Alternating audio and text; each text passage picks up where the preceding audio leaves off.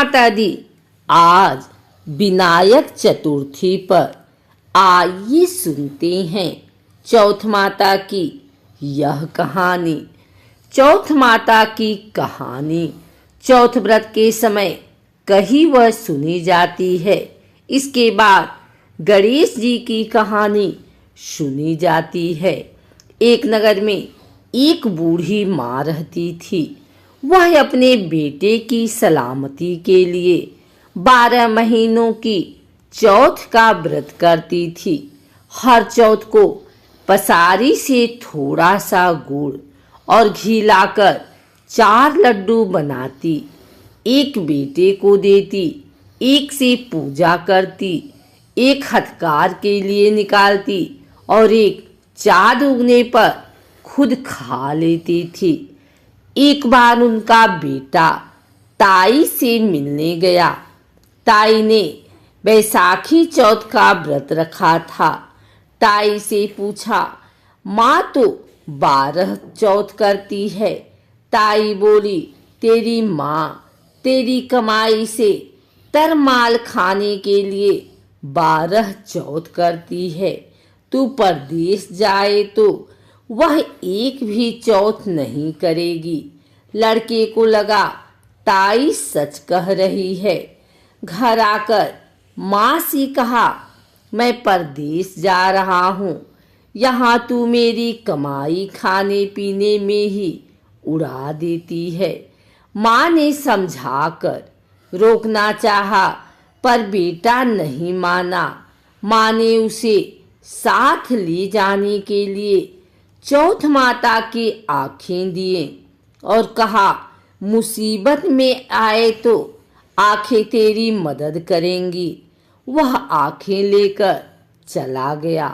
घूमते हुए एक नगर में पहुंचा। उसने देखा एक बूढ़ी माँ रोती जा रही थी और पुए बनाते जा रही थी। उसने कारण पूछा तो बूढ़ी माँ ने कहा, बेटा, इस नगर की पहाड़ी पर एक दैत्य रहता है। पहले वह नगर में आकर कई लोगों को खाने के लिए मार देता था। अब राजा हर घर से एक आदमी दैत्य के पास भेजता है और आज मेरे बेटे की बारी है, इसलिए रो रही हूँ और उसी के लिए पुए बना रही हूँ। वह बोला, तू पुए मुझे खिला दे, तेरे बेटे की जगह मैं चला जाता हूँ। बूढ़ी माँ ने खीर पुए उसे खिला दिए। खा पी कर वह सो गया। रात को राजा के सैनिक आए तो बूढ़ी माँ ने उसे भेज दिया। दैत्य सामने पहुँचे पर उसने चौथ माता की आँखें दैत्य की तरफ फेंक कर कहा, हे चौथ माता, यदि मेरी माँ मेरी सलामती के लिए व्रत करती है तो दैत्य का सिर कटकर गिर जाए। तुरंत दैत्य का सिर कट गया। लड़का वापस आ गया। राजा ने उसे उपहार देकर विदा किया। चलते हुए एक दूसरे राजा के नगर में पहुंचा। इस राज्य में आमा तभी पकता था जब एक इंसान की बलि दी जाती थी। सिपाहियों ने उसे पकड़कर आवे में चून दिया। लड़के ने आंखें आवे में डाले और कहा, हे चौथ माता, यदि मेरी माँ मेरे लिए व्रत करती है तो आमा मेरी बलि के लिए बिना ही झट से पक जाए। आमा तुरंत पक गया। आवे में से मिट्टी की जगह सोने चांदी के बर्तन निकले।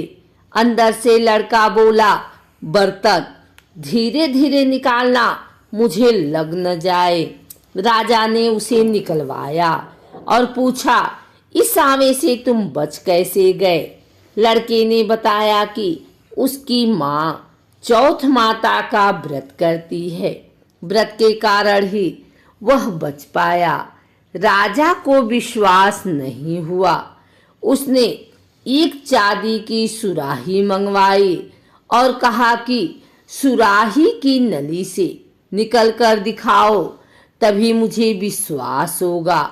लड़के ने चौथ माता को याद करके आंखें सुराही में डालें और कहा, मैं भौरा बनूं, सुराही से निकलूं। लड़का भौरा बनकर सुराही से निकल गया। राजा ने खुश होकर राजकुमारी की शादी उसके साथ करवाई और सभी लोगों को चौथ माता का व्रत करने को कहा। उसे माँ की याद आई। उसने राजा के पास जाकर खुद के नगर जाने की इच्छा जाहिर की। राजा ने रथ, घोड़ा, हाथी और खूब सारा दान दहेज देकर उन्हें विदा किया। चौथ के दिन अपने नगर पहुंचा। वह अकेला पसारी की यहाँ माँ का इंतजार करने लगा। सोचा, चौथ है तो माँ यहाँ जरूर आएगी। थोड़ी देर बाद लकड़ी टेकती हुई माँ आती दिखी। उसकी माँ की आंखों में जाले आने के कारण दिखना कम हो गया था। लड़के में जानबूझकर अपना पैर लकड़ी से लगा दिया। कहने लगा, बल रे पूत काटी, मेरे पैर के लगा दी। माँ ने उसे नहीं पहचाना। कहने लगी, भैया, मुझे चाहे कितनी गाली निकालो, पर मेरे बेटे को कुछ मत कहना। बेटा माँ के चरणों में गिर पड़ा। कहा, माँ, मैं तेरा ही बेटा हूँ, मुझे माफ कर दो। माँ ने उसे गले लगा लिया। नगर के लोगों ने विश्वास नहीं किया कि वह उसी का बेटा है।